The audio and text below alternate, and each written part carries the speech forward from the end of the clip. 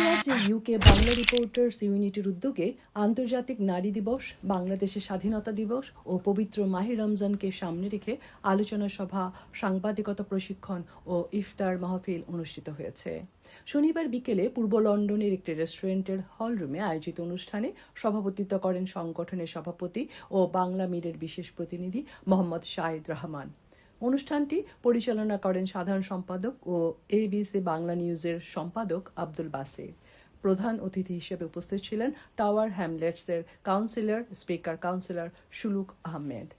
অনুষ্ঠানের শুরুতে অনুষ্ঠিত হয় basic training in journalism session. এতে বক্তব্য রাখেন তানবীর আহমেদ, সাইম চৌধুরী, আব্দুল কাদের চৌধুরী মুরাদ ও আলোকচিত্র শিল্পী GR সোহেল।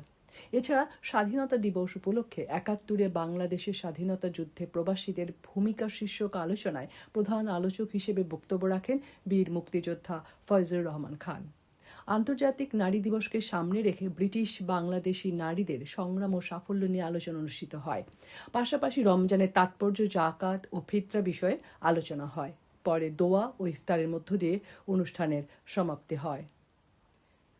ম্যানচেস্টার থেকে ইফাত মিতুল।